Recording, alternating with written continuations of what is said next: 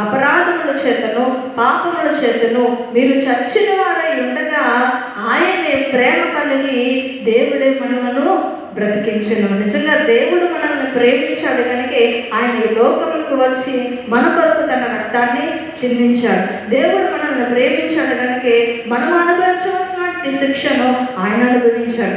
దేవుడు మనల్ని ప్రేమించాడు కనుక మనము భరించవలసినటువంటి శిక్షను ఆయన భరించాడు. దేవుడు మనల్ని ప్రేమించాడు కనుక మన కొరకు తన రక్తమును కాచి తన ప్రాణాన్ని అర్పించాడు. దేవుడు మనల్ని ప్రేమించాడు కనుకనే నశించిపోతున్న మనల్ని రక్షించుటకు ఆయన ఈ లోకమునకు వచ్చి తన రక్తాన్ని చిందించాడు. తన రక్తాన్ని చిందించడం వల్ల, తన రక్తాన్ని కాచి తన ప్రాణాన్ని అర్పించడం వల్ల మన పాపములన్నింటికి కూడా విడుదల వచ్చింది. ఆయన తన రక్తాన్ని చిందించడం వల్ల మన శాపములన్నింటికి కూడా విమోచనము కలిగినది. ఆయన రక్తము చిందించడం వల్ల మన పాపములు అన్నిటికీ కూడా, మన శ్రమలన్నిటికీ, మన బాధలన్నిటికీ కూడా విడుదల అనేది వచ్చింది. దేవునికి స్తోత్రం. హల్లెలూయా.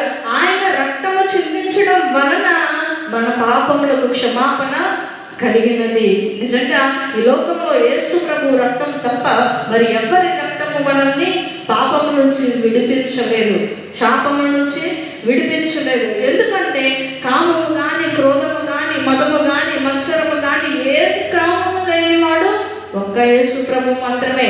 అందుకే కన్యపుత్రాయ నమః, బ్రహ్మపుత్రాయ నమః, మృత్యుంజయాయ నమః, సర్వపాప పరిహారం, రక్త ప్రోక్షణం ఆవశ్యకం, ప్రజాపతి దేవేభ్యం ఆత్మనం కృత్వా త్రయేచ్చిత్. కన్యక గర్భమందు పుట్టి దేవుని కుమారుడై ఉండి సర్వమానవాది పాపము నిమిత్తము తన రక్తాన్ని చిందించి మృత్యుంజయుడై మరలా తిరిగి లేచిన వాడు ఒక్క యేసు ప్రభు మాత్రమే. దేవునికి స్తోత్రం. హల్లెలూయా. రక్తము చిందింపకుండా పాప క్షమాపణ లేదు.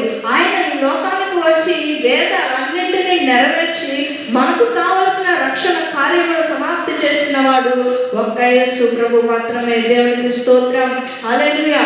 కనుక ఆయన రక్తము చిందించడం వల్ల మనకు రక్షణ దొరికినది. ఈ రక్షణ ఏం చేస్తుందంటే అసుతోమ సద్గమయ, తమతోమ జ్యోతిర్గమయ, మృత్యోమ అమృతంగమయ. అసత్యంలో నుంచి సత్యంలోనికి, చీకటిలో నుంచి వెలుగులోనికి, మరణములో నుంచి జీవములోనికి దేవుడు అనుగ్రహించిన రక్షణ మనల్ని నడిపిస్తుంది. దేవునికి స్తోత్రం.